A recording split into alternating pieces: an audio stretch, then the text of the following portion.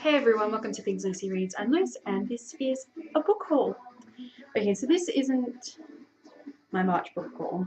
It is a March book haul.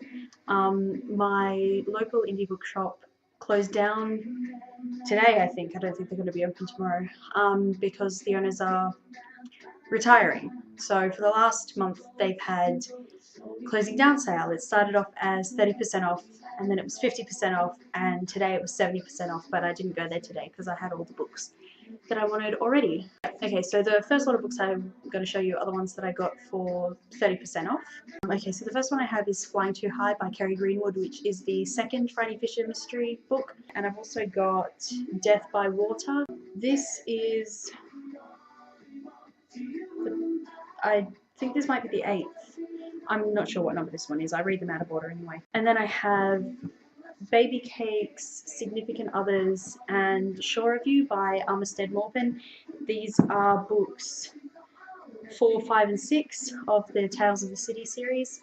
I've read none of it, but I'm going to, and I kind of wanted to have the whole series in matching covers, and so now I'm only missing one. And the last book that I bought that was secondhand, although I don't know whether it was actually secondhand or just got a bit too shabby to be sold as new, because it's pretty good actually.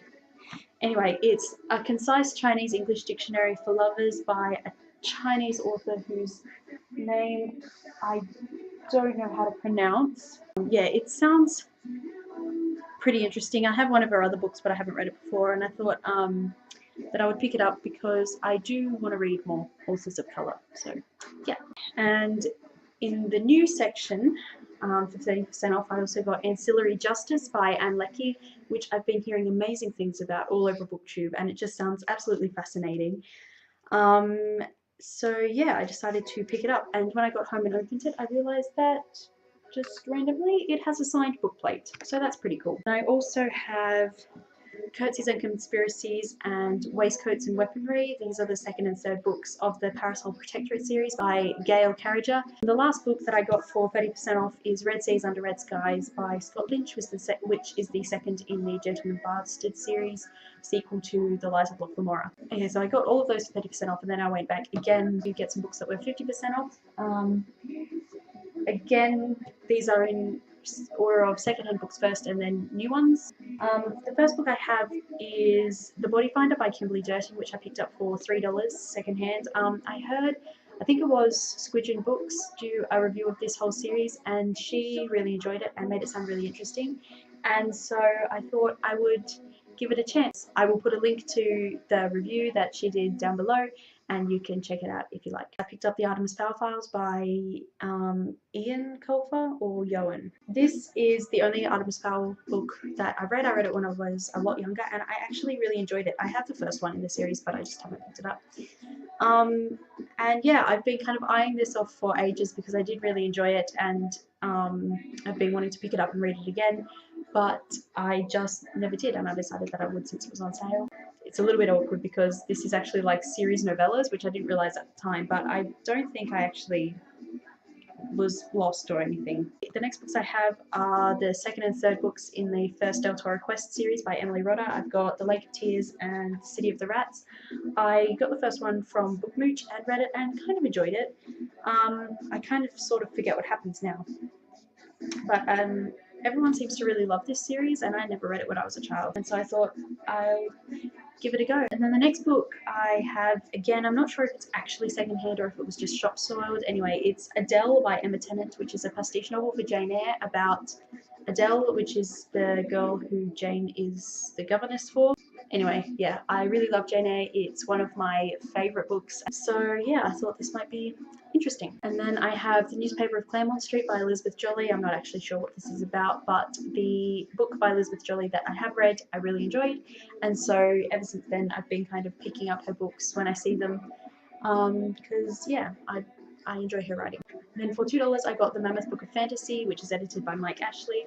And this is just a series of short stories about fantasy. So yeah, right up my alley. Also for $2, I got Emerald City and Other Stories by Jennifer Egan. I've been hearing really good things about her book, A Visit from the Goon Squad, on Bookmooch, and also from my friend Anna. And I also did buy that this month, just not at Browsers. And then now I have new books. Next book I have is this one by Alan Furrow-Jones. This is the sequel to this book, which I read in August of last year. It's a little bit confusing because this series has 3 sets of titles.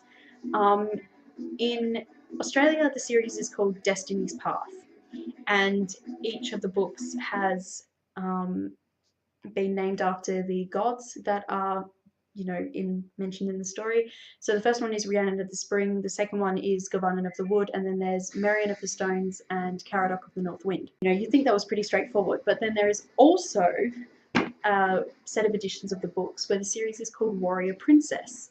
And the first one is called Rhiannon of the Wood, the second one is called Destiny's Path, the third one is called Eternal Flame, and I don't know what the fourth one is called, but probably it's something different. So yeah, it's a bit confusing. I'm never quite sure what to call this book or this series.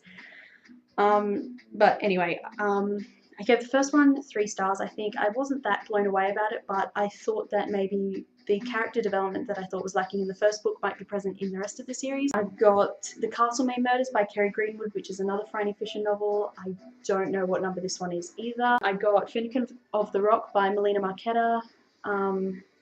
I read her book Looking for Ella Brandy because we had to read it for school, and I really did enjoy it, and I've been hearing amazing things about this book from Reagan from Peru's Project, and yeah, I'm gonna give it a chance. I got Righteous Fury by Marcus Heights, which is the first in his Legends of the Alpha series. This is a spin-off for his series The Dwarves.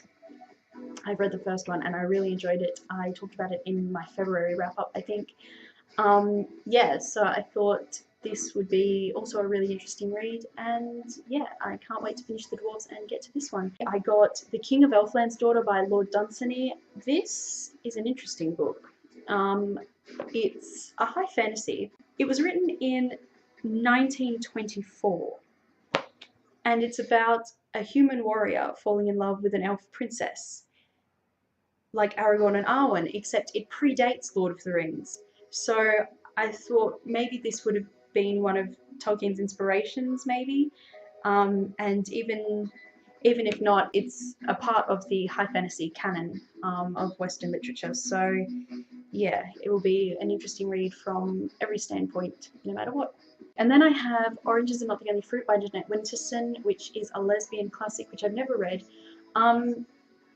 This cover is alright. There's a lot of them that I really don't like, but this one is okay. I haven't picked it up before now because I haven't been able to find a cheap copy of it. Recommended retail for this is $22.95, and like, I'm not paying $22.95 for a paperback that's less than 200 pages.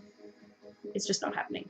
So yeah, I went in and I wasn't really expecting it to still be on the shelf, but it was, so I picked it up. And then I also have Stargazing for Dummies. I have Astronomy for Dummies, which I haven't read yet, but I thought this might be also an interesting read because I would like to be able to go outside and look up at the stars and be able to pick out constellations, because yeah, I'm just kind of a dork like that. I also have the collected poems of Robert Burns and the collected works of Alfred Lord Tennyson. Tennyson is one of my favourite poets. I really love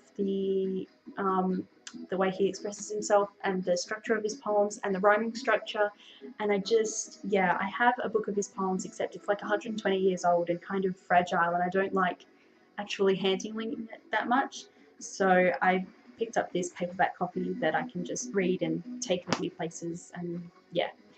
And then the other one I've got, Robert Burns, he wrote the poem that became the song Auld Lang Syne, and actually the poem is in here, and I really like that one, and so I thought that this would just be an interesting read. So that is all of the books that I've bought recently at my indie bookshop, and they are the last books I will ever buy there, unless by some miracle it gets sold and opens again, which I don't think will happen.